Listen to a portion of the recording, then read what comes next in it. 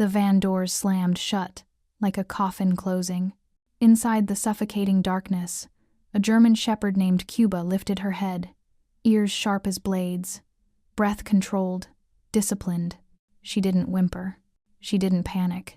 Because from the moment Cuba could walk, she'd been trained to trust leather gloves, engine vibrations, and whispered commands in high-pressure situations. But something was catastrophically wrong. The air didn't carry her scent, Eliana Robinson's lavender and vanilla, the heartbeat Cuba had memorized after 3 years of sleeping outside one bedroom door.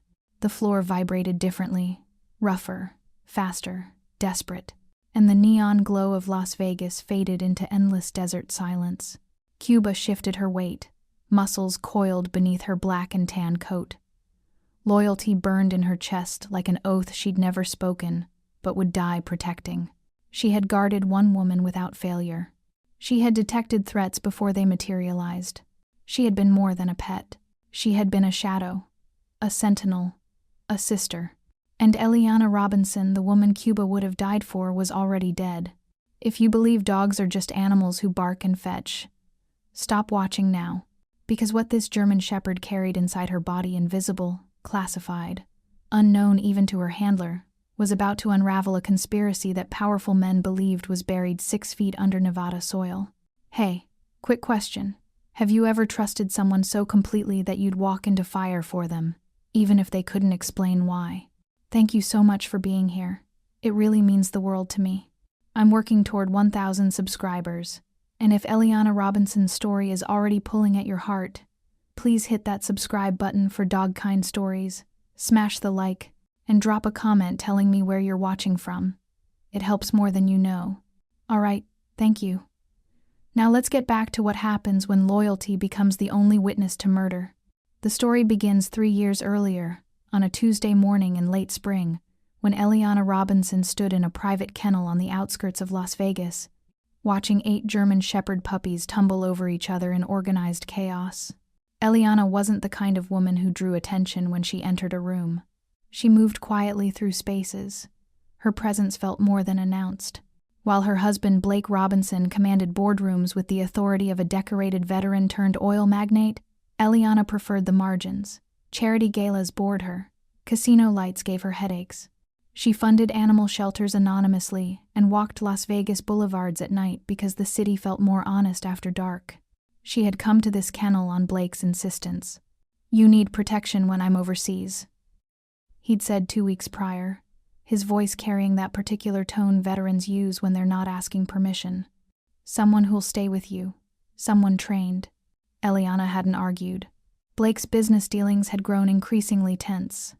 Phone calls that ended abruptly when she entered rooms.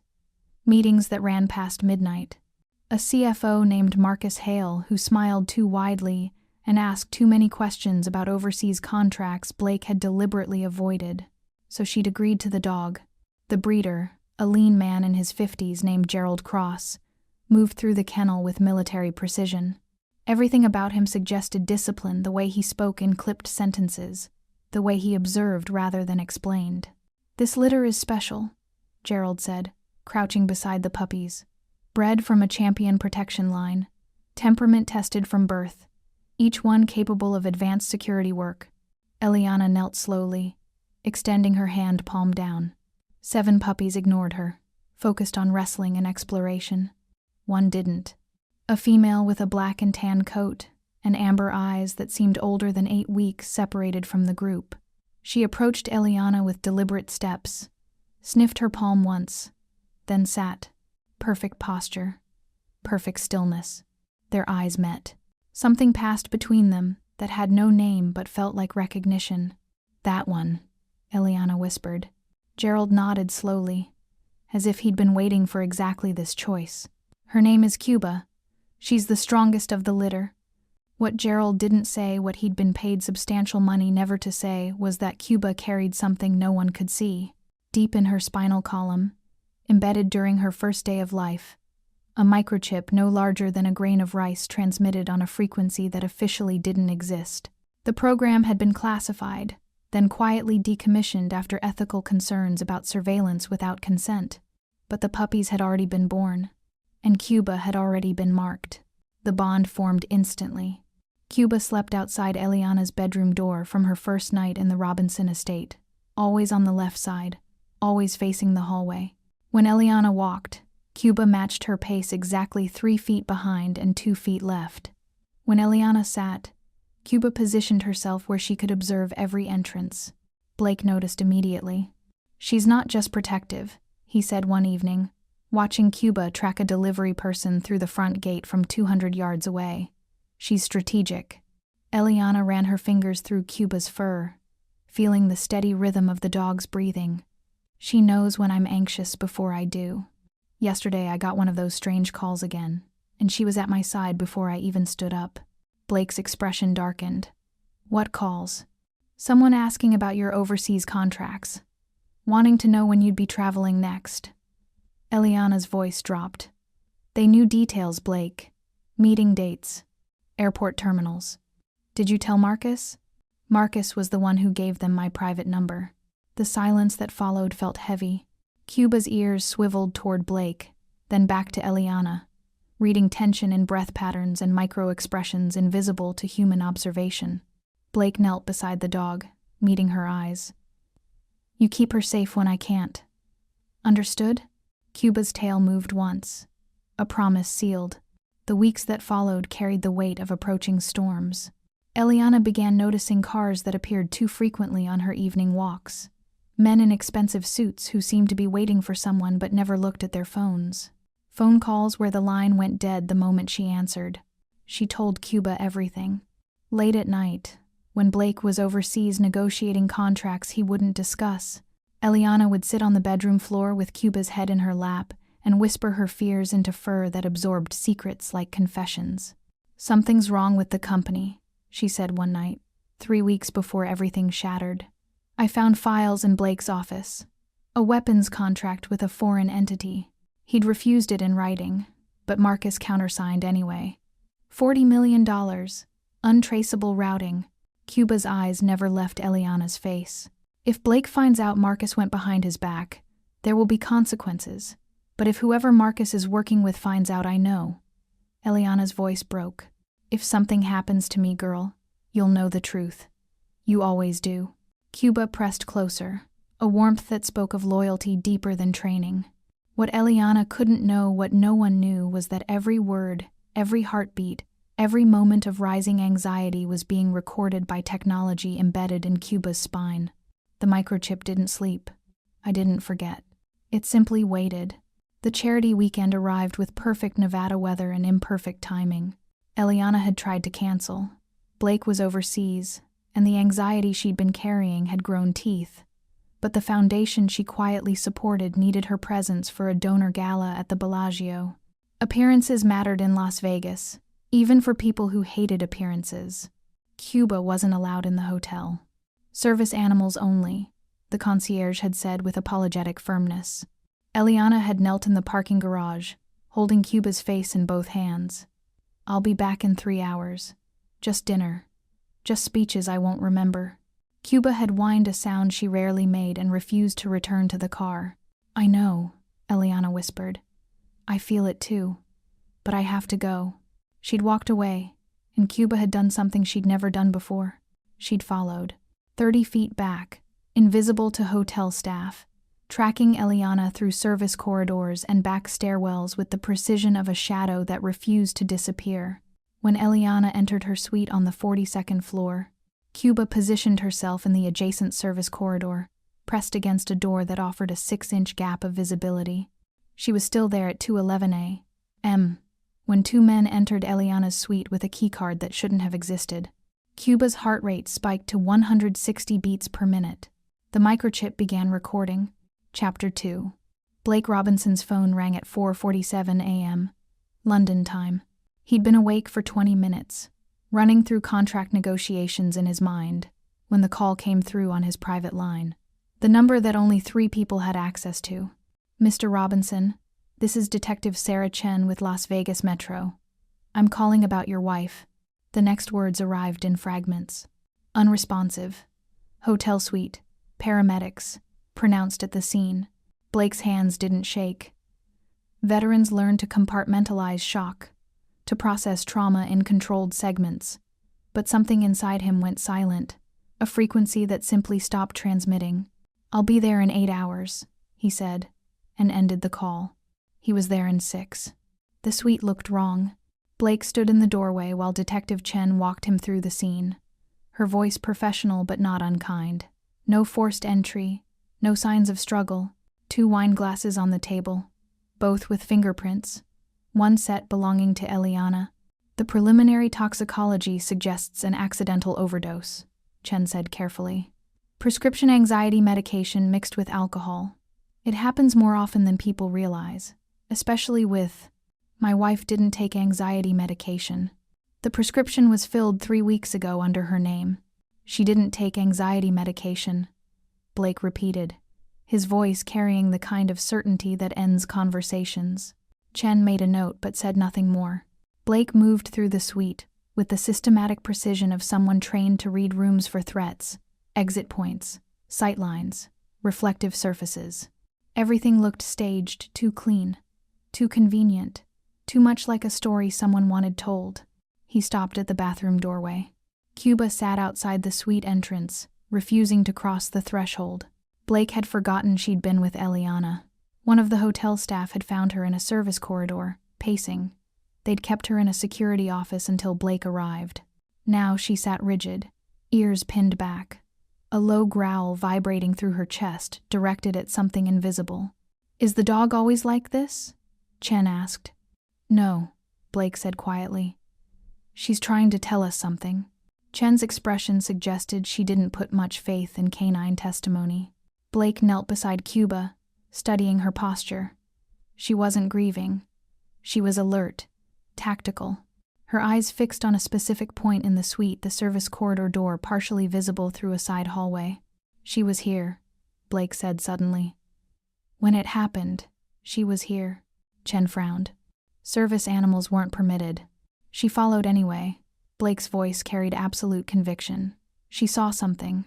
But dogs don't testify in investigations." And within 72 hours, the official conclusion was delivered with bureaucratic efficiency. Accidental overdose, case closed, no further investigation warranted. Blake stood in the empty bedroom he'd shared with Eliana for 8 years, reading the report that made no sense. Cuba lay in her usual position outside the door, left side, facing the hallway. But now she was staring at Blake with eyes that seemed to ask a single, devastating question. "Why aren't you listening?" The memory hit Blake without warning. 3 weeks earlier, Eliana sitting on the edge of their bed at 2 a.m., unable to sleep. "Someone followed me today," she'd said. "A car with tinted windows. They knew my route before I did." Blake had been distracted, focused on contract negotiations that seemed more important than paranoia. "Marcus probably assigned additional security without telling me. You know how he is about protocols." "Blake, I think Marcus is the problem. Marcus has been with the company for 12 years. Exactly. Long enough to build relationships you don't know about." Blake had kissed her forehead and told her to get some rest. Dismissed her concerns as stress. Now, standing in their bedroom with a police report that felt like fiction, Blake finally heard what Eliana had been saying. She'd been investigating something, and someone had decided she knew too much. Cuba disappeared 48 hours later. Blake had been in his office reviewing security footage from the hotel, searching for the 40-minute gap where cameras mysteriously malfunctioned when his head of security called. "Sir, we have a problem." The estate's security system had glitched at 3:47 a.m. Access badges scanned that didn't match any employee records. Cameras caught fragments, a white van with no plates. Figures in tactical gear moving with professional efficiency. Cuba had been sedated, not harmed. Extracted like a high-value asset. They didn't take jewelry. They didn't take Eliana's laptop. They didn't take financial documents. They took the dog. Blake stood in the empty kennel where Cuba should have been sleeping, and the full weight of the conspiracy crashed into him. Someone believed Cuba had witnessed Eliana's murder. Someone believed she carried evidence. And someone was willing to kidnap a dog to erase what she knew. Blake made 3 phone calls. The first was to a private security firm that didn't advertise and didn't ask questions. The second was to a forensic data analyst who'd worked for the CIA before retiring to Nevada. The third was to every contact he had in defense contracting, asking a single question: "What do you know about surveillance programs involving K9 units?" The answers came back in fragments over the next 18 hours. A program that officially didn't exist. Puppies embedded with microchips at birth. Bio-integrated surveillance technology, designed for protection, but capable of recording everything within a 15-foot radius. A program that had been shut down after ethical concerns. Except the puppies had already been born, and Cuba had been one of them. If this bond already hurts your heart, subscribe to Dogkind Stories now. You'll want to see how far loyalty can go when everything else has been taken away. Chapter 3. Cuba woke to fluorescent lights and the smell of disinfectant. Her body felt heavy, movements sluggish from sedation, but her mind cleared quickly. Training and instinct merged into heightened awareness. Concrete floors, metal walls, temperature-controlled, no windows. She was alone in a kennel that wasn't designed for comfort, industrial, clinical, more laboratory than shelter. 2 men in tactical gear stood outside the enclosure, speaking in low tones. The breeder swears there's nothing external, no collar cam, no hidden device. Then what are they afraid she saw? A German shepherd with protection training? In a murder scene? Someone thinks she's a liability. Cuba remained motionless, observing. Her heart rate stayed controlled, breath steady. Panic served no purpose. Eliana had taught her that through years of quiet companionship, fear was permission to fail. The door opened.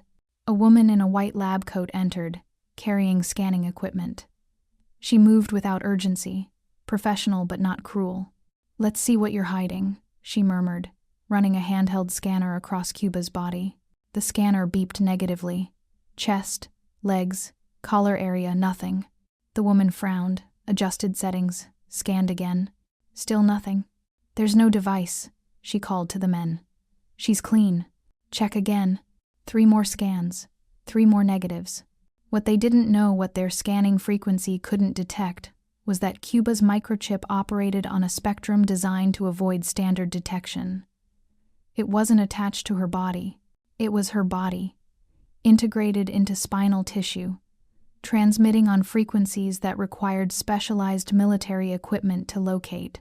The woman left, frustration evident in her movements. Cuba waited. Hours passed, then a day, then 2. They brought food she didn't trust, water she sniffed carefully before drinking. The concrete floor offered no comfort, but discomfort wasn't defeated. Cuba's internal compass never wavered. Find Blake. Protect what Eliana loved. On the 3rd day, the men returned. Decisions made. If we can't find evidence, we eliminate the witness. "You're talking about killing a dog." "I'm talking about closing a liability. Load her up. Desert drop. Let nature handle the rest." Cuba heard the words and understood the tone, if not the specifics. She'd been trained to recognize threat assessment conversations, the cadence of men making decisions about violence. When they opened the kennel, Cuba didn't resist. She walked calmly into the van, sat where directed, and waited as the doors closed again. But this time, deep in her spinal column, the microchip registered sustained elevated stress levels exceeding 48 consecutive hours. Emergency protocol activated. A beacon began transmitting. Silent, invisible, desperate, hoping for extraction by handlers who no longer existed. Chapter 4. Blake Robinson didn't sleep. He read autopsy reports at 3 a.m., cross-referenced toxicology data at dawn, and replayed hotel security footage frame by frame until the corrupted segments revealed their edges. His private investigators uncovered inconsistencies the police had either missed or ignored. Eliana's autopsy had been rushed, signed off in 18 hours, when standard protocol required 48. The coroner, Dr. Raymond Voss, had a history Blake's team uncovered within hours. Fired from 2 previous positions for falsifying medical documents, currently under investigation for accepting payments from pharmaceutical companies to skew cause-of-death determinations. The business partner who'd been asking Eliana too many questions, a man named Richard Torres, had disappeared. His apartment cleared out, Phone disconnected. Employment records scrubbed from company databases as if he'd never existed. And Marcus Hale, Blake's CFO of 12 years, had taken an unexpected vacation to the Cayman Islands immediately after Eliana's death. Blake sat in his office at 4 a.m., surrounded by documents that painted a picture he'd been too distracted to see. Eliana hadn't been paranoid. She'd been targeted. The weapons contract Blake had refused in writing $40 million to supply tactical equipment to a foreign entity, with questionable human rights records, had been countersigned by Marcus using forged documentation. The money had been routed through shell companies, and Eliana had found the paper trail. She hadn't been killed for what she knew. She'd been killed for what she was about to expose. Blake's guilt felt physical, a weight pressing against his chest.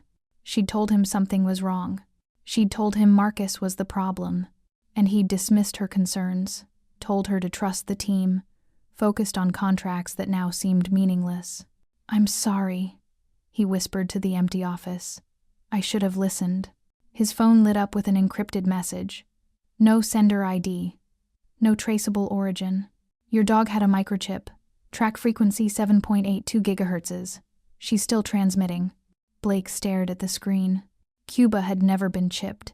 He'd explicitly refused tracking technology, citing privacy concerns and a general distrust of surveillance systems. The message continued. "She was born with it. Ask the breeder." Blake made the call. Gerald Cross answered on the third ring, his voice wary. "Mr. Robinson, tell me about the microchip." Silence stretched 3 seconds too long. "I don't know what you're—" "My wife is dead. My dog has been kidnapped. And someone just told me Cuba was embedded with surveillance technology at birth. So I'll ask once more, and your answer determines whether I destroy your operation or leave you alone. Tell me about the microchip." Gerald exhaled slowly. The program was classified. Defense contractors testing bio-integrated surveillance in K9 units. The idea was protection chips that couldn't be removed, couldn't be detected, designed to keep military handlers safe in hostile zones. What does it record? Location, heart rate variability for stress detection, environmental audio within 15 feet. The data transmits continuously on a frequency the DoD reserved for classified operations. And you sold these dogs to civilians? The program was shut down before the puppies reached adoption age. Ethical concerns about surveillance without consent. But the litter had already been embedded. The government wanted them destroyed. I found them homes instead. Blake's knuckles whitened around the phone. So Cuba has been recording everything for 3 years. If she's still alive, yes. The chips are powered by bioelectric currents. They don't shut off unless the dog dies. Can the data be extracted? Only with specialized equipment. And only if the chip isn't damaged. Blake ended the call and immediately contacted his forensic analyst. If Cuba was still transmitting, she was still alive. If she was still alive, she was still recording. And if she'd been in that hotel service corridor the night Eliana died, she'd captured everything.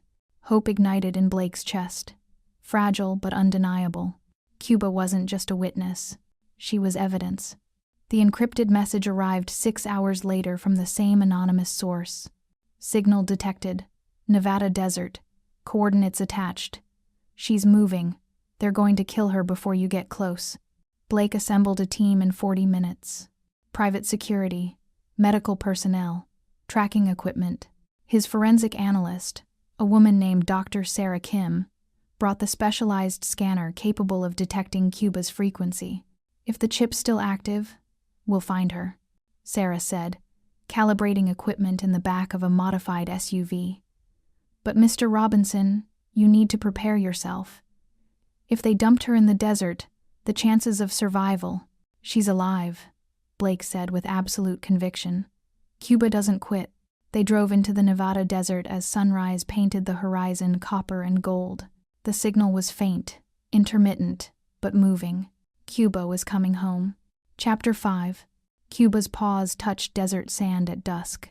The van doors had opened to emptiness, no roads, no structures, no water, just endless expanse of sand and rock stretching toward mountains that seemed impossible to reach. The men who'd taken her watched from 30 feet away. "Think she'll make it?" "Doesn't matter. Coyotes, exposure, dehydration. Something will finish her. They drove away, leaving Cuba alone with the setting sun.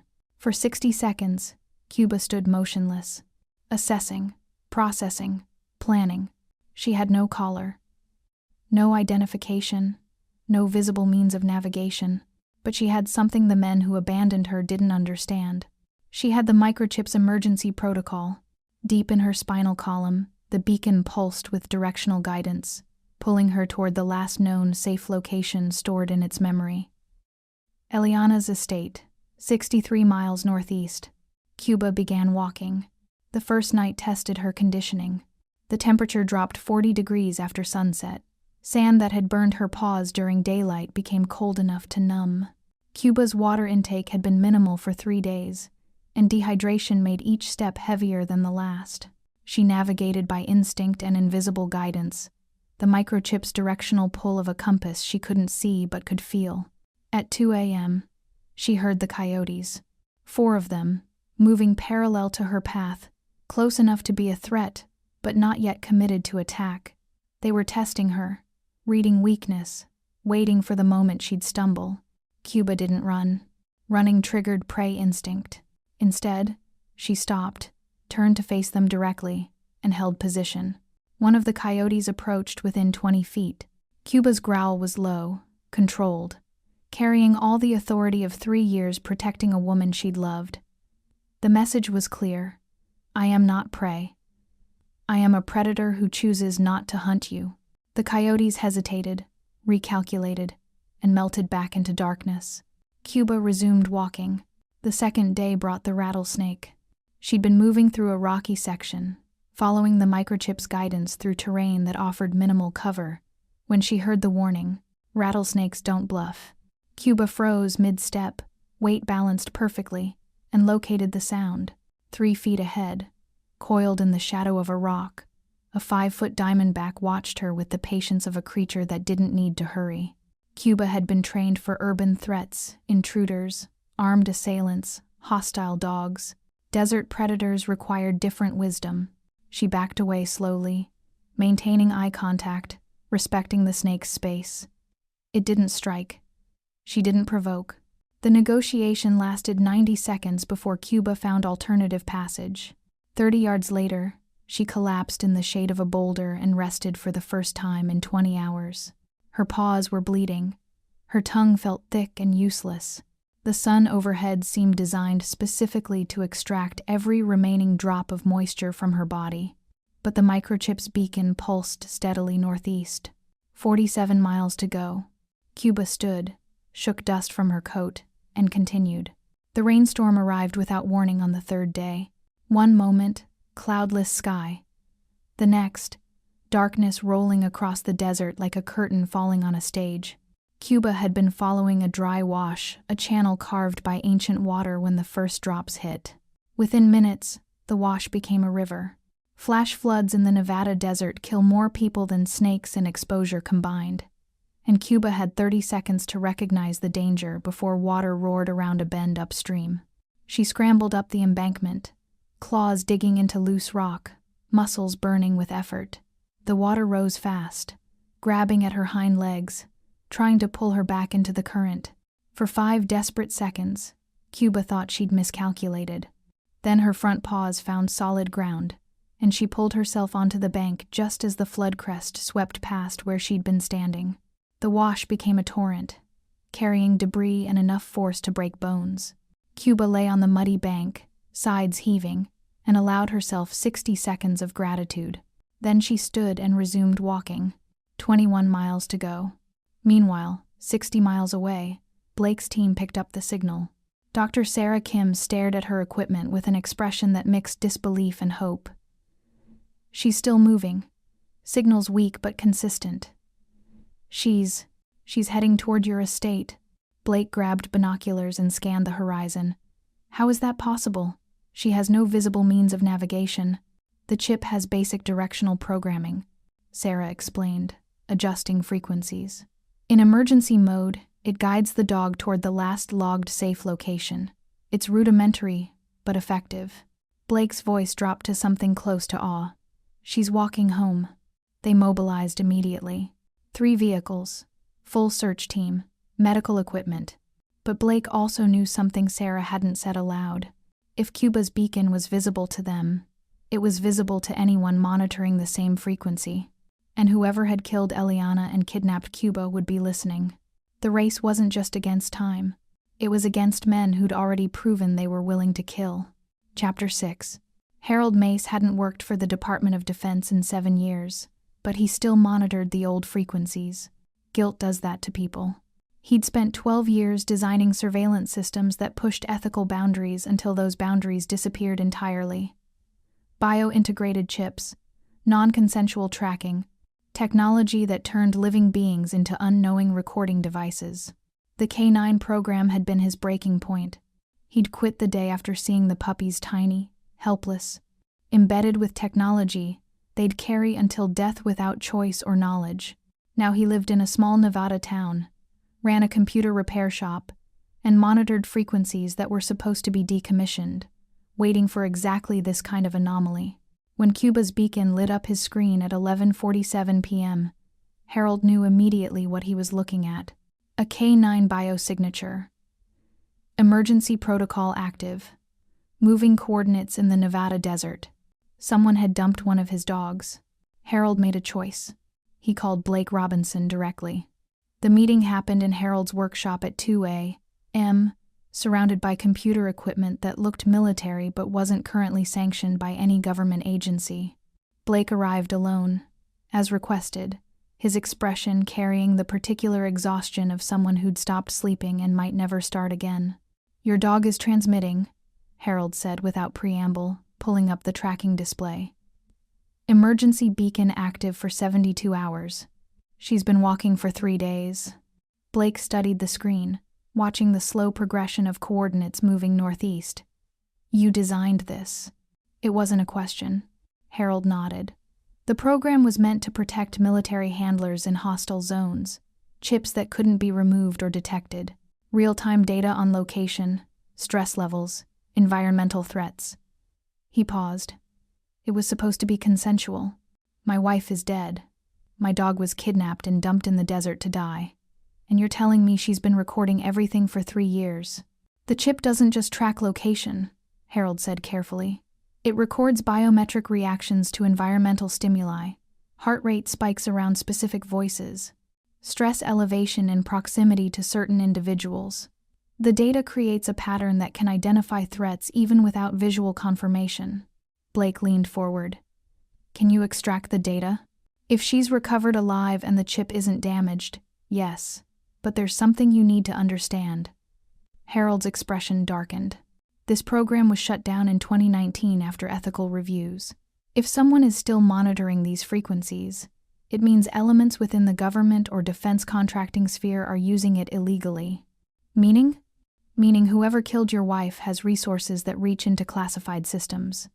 And if they know you're trying to recover this data, they'll kill the dog before you get close.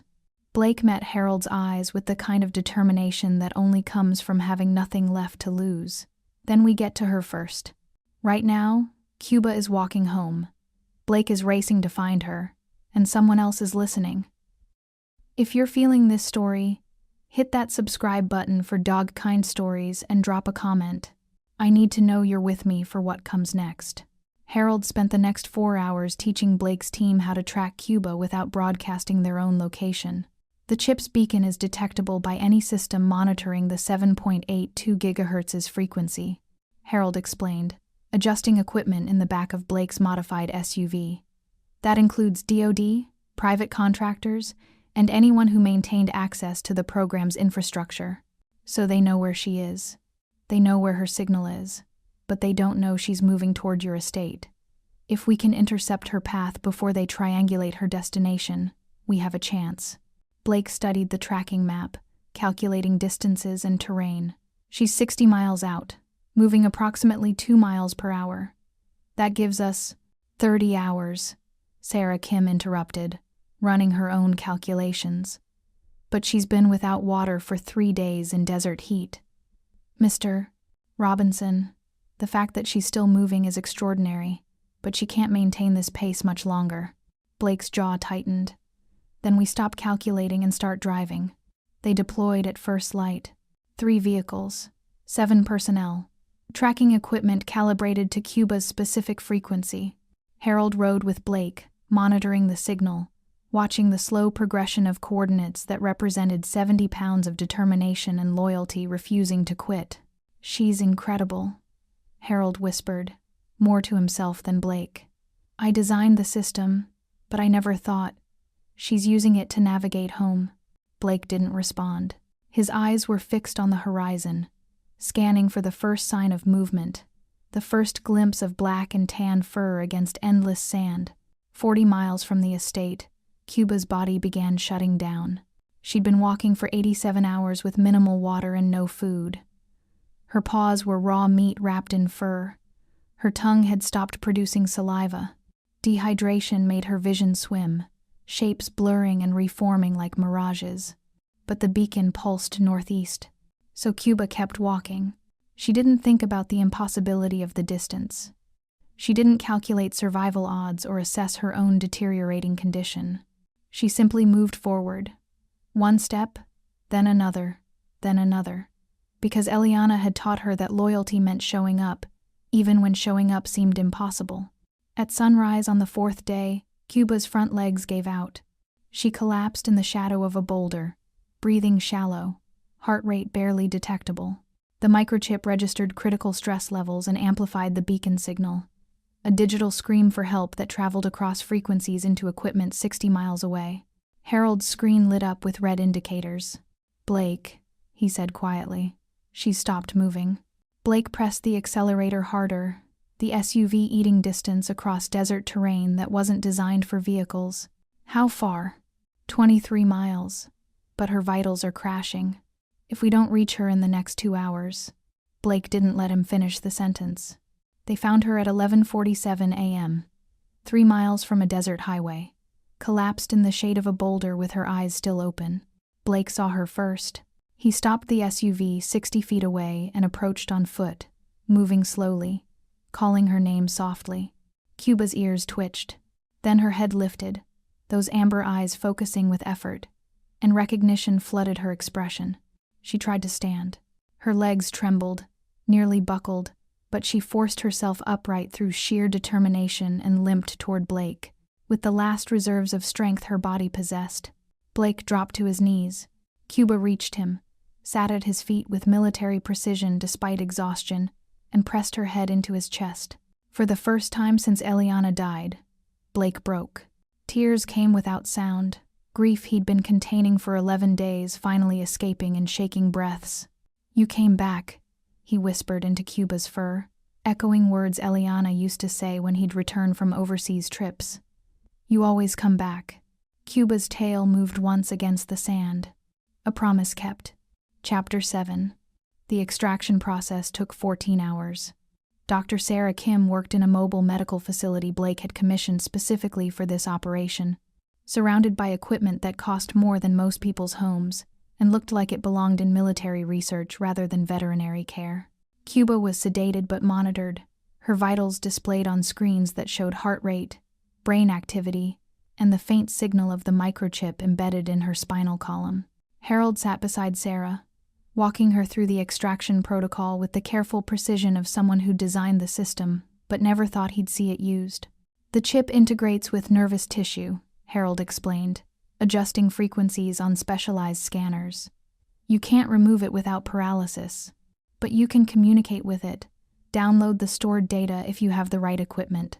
And if the download corrupts the chip, then we lose everything, and Cuba loses the neural integration that's kept the chip functioning. She'd survive, but we'd have no evidence." Blake stood in the corner, watching, saying nothing. His entire investigation rested on this moment. 11 days of searching for proof that Eliana hadn't accidentally overdosed, that she'd been murdered, that the people he'd trusted had betrayed him. All of it depended on data stored in a dog who'd walked 63 miles through desert to come home. Sarah began the download at 4:17 a.m. Files appeared on her screen in fragments: location data, biometric readings, environmental audio compressed into packets that represented 3 years of recording. Focusing on the night Eliana died, Sarah murmured, filtering data by timestamp. November 7th, 2 to 3 a.m. The audio played through speakers, grainy and incomplete, but unmistakable. She knows about the contract. A male voice Blake didn't recognize. Then handle it. Tonight. A second voice. Familiar. Impossible. Marcus Hale. Blake's CFO. 12 years of loyalty. Every business decision filtered through his analysis. The audio continued. Make it look accidental. The husband's overseas. The timing's perfect. Prescription meds and wine. Classic Vegas tragedy. Sarah's hands trembled as she pulled up biometric data. Cuba's heart rate had spiked to 170 beats per minute at 2:23 a.m., exactly when those voices entered the suite. Location data confirmed Cuba's position. Service corridor, 42 feet from Eliana's bed, pressed against a door with a 6-inch gap. She'd been watching, recording, witnessing. There's more, Harold said quietly, pulling up visual data the chip had captured through reflected surfaces. The technology wasn't designed for photography, but in emergency mode, the chip processed light refraction through anything reflective within its radius. A cracked door, a mirror in the hallway, the reflection of a watch face, then a ring, then a partial face. Sarah ran the image through facial recognition software. Marcus Hale, confirmed. The second voice belonged to a man named Viktor Sokolov, a foreign operative with connections to arms dealers across 3 continents. Blake stood motionless, watching evidence accumulate on screens that proved everything Eliana had tried to tell him. She'd been investigating the illegal weapons contract. She'd found proof Marcus had forged Blake's signature. She'd become a liability to people who'd already made $40 million on a deal that could start wars, and they'd killed her to protect it. Blake, Sarah said softly, this is enough for federal prosecution. Murder, conspiracy, illegal arms dealing, it's all here. Blake didn't respond immediately. He was staring at the timestamp on the audio file. 2:23 a.m. The exact moment Cuba's heart rate had spiked. The exact moment she'd witnessed Eliana's murder from 42 feet away, helpless to intervene but refusing to forget. She saw everything, Blake whispered, and she walked 63 miles to bring it home. Cuba woke from sedation 3 hours later. Blake was sitting beside her recovery area when her eyes opened, amber and alert despite physical exhaustion. "Hey, girl," Blake said, running his hand gently along her head. "You did it. You brought her justice." Cuba's tail moved weakly against the blanket. A mission completed. Chapter 8. The federal investigation happened in a sealed room with no cameras and minimal witnesses. Blake Robinson sat at a conference table beside Harold Mace and Dr. Sarah Kim, facing 5 federal investigators who'd spent 3 weeks reviewing the evidence Cuba had recorded. Cuba lay at Blake's feet. Still, calm, present, not as a pet, as a witness. The lead investigator, a woman named Director Ellen Reeves, reviewed files on a tablet, while 2 audio specialists confirmed the validity of the recordings. "Mr. Robinson, I want to be clear about what we're dealing with," Director Reeves said carefully. "The evidence provided by this dog is unconventional. Defense attorneys will challenge its admissibility. We need to establish beyond any doubt that this technology is reliable." Harold leaned forward. The K9 biosurveillance program was classified DoD for 8 years. It was used in hostile zones to protect military handlers. The technology has been validated in federal courts for terrorism cases. The only reason it was discontinued was ethical concerns about consent, not reliability. And your role in the program? I designed it. I know every specification, every limitation, every potential point of failure. This chip doesn't lie. It doesn't fabricate. It records biological data and environmental stimuli with the same accuracy as any surveillance system currently admissible in federal court.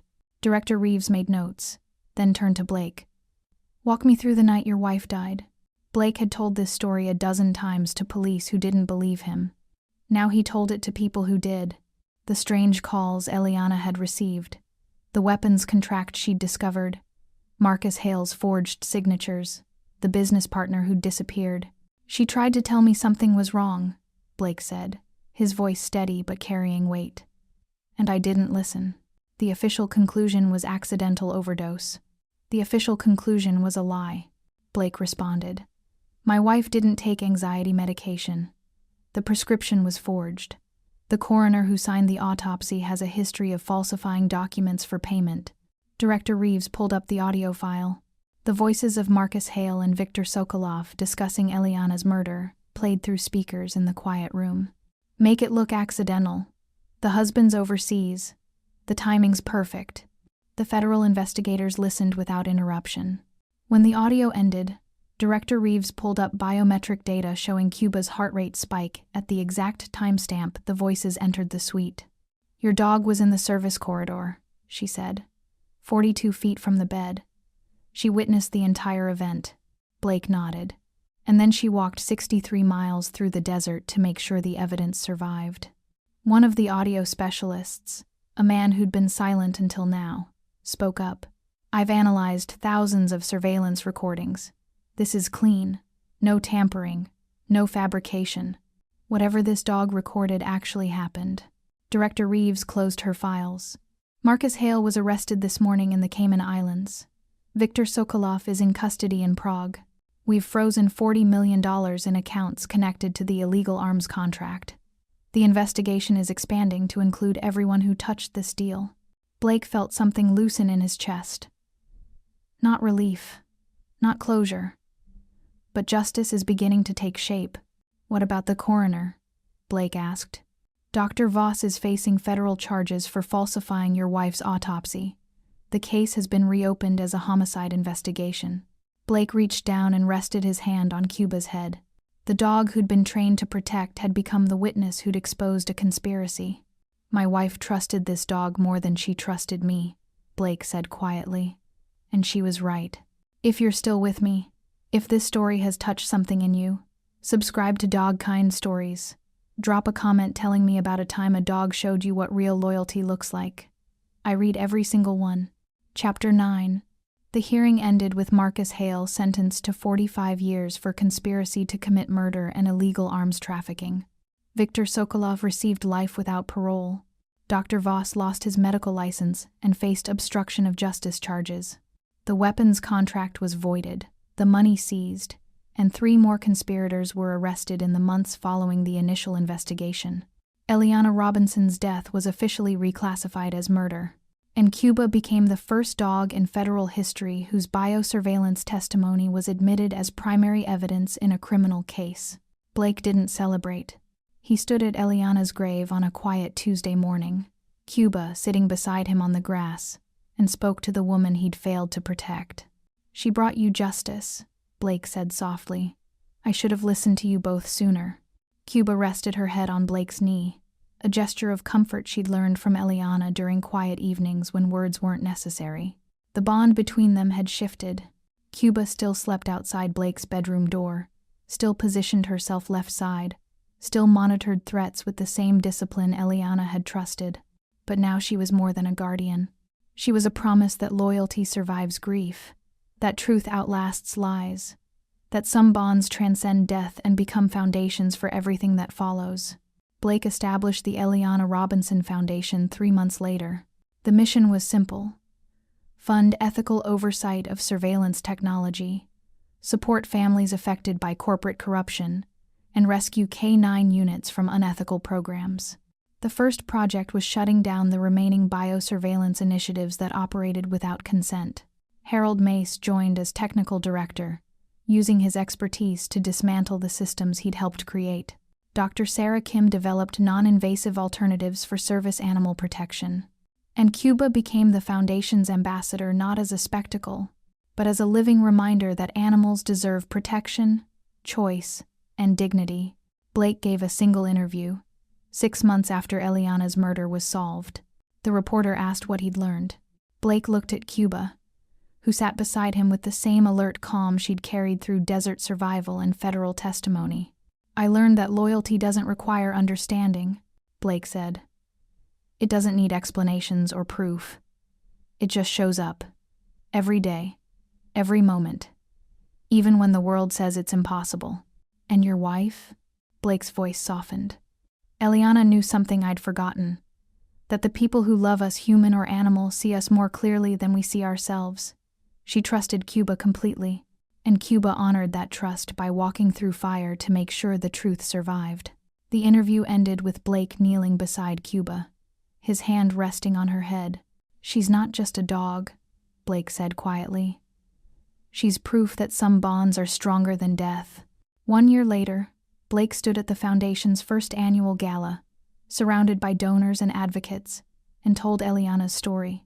Cuba sat at his feet, patient and present. When Blake finished speaking, the room fell silent. Then a woman in her 60s approached, tears streaming down her face. "My husband was killed in a corporate cover-up 8 years ago," she said. "They called it an accident. No investigation, no justice. I've been fighting alone ever since." Blake took her hand. "You're not alone anymore." The Foundation grew. Cases were reopened. Families found support.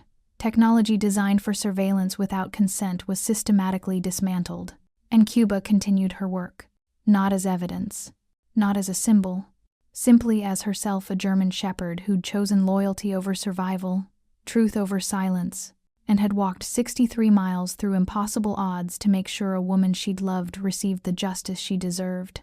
3 years after Eliana's death, Blake returned to the desert where he'd found Cuba. It was a pilgrimage of sorts, a way to honor the journey that had changed everything. Cuba walked beside him, older now but still disciplined, still alert. They stopped at the boulder where she'd collapsed, where her beacon had screamed for help, where Blake had dropped to his knees and finally allowed himself to break. "You saved her," Blake said, kneeling beside Cuba. "Not by preventing her death, by making sure it mattered." Cuba leaned into him, a gesture of comfort and understanding. The desert stretched endlessly in all directions, beautiful and brutal and indifferent. But in this moment, beside this dog, Blake felt something he hadn't felt since Eliana died. Peace. Not because the pain had disappeared, but because the loyalty that had carried Cuba through 63 miles of impossible terrain had also carried Blake through grief into purpose. They stayed until sunset. Then Blake stood, and Cuba rose beside him. Together, they walked back toward the estate. Left side, 3 feet behind, 2 feet offset.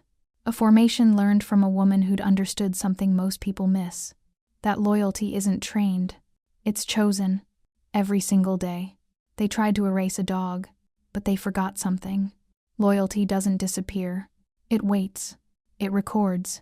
It remembers. And when the world finally listens, it speaks louder than any lie. Cuba lived to be 14 years old. She spent her final years at the Foundation, surrounded by people who understood what she represented. When she passed, Blake held her one last time, whispering the same words Eliana had spoken years ago. "If something happens to me, you'll know the truth. You always do." Cuba's eyes closed peacefully. A mission completed. A promise kept. And in a quiet room at the Foundation, a plaque was installed. In memory of Cuba, who walked through fire to deliver justice, and taught us that loyalty is the only testimony that matters. If this story stayed with you, subscribe to Dogkind Stories, because some bonds deserve to outlive silence, and some truths deserve to be told even when they come from the most unlikely witness. Drop a comment and tell me, have you ever had a dog who you knew just understood you? Let's honor them together. Thank you for watching. I'll see you in the next story.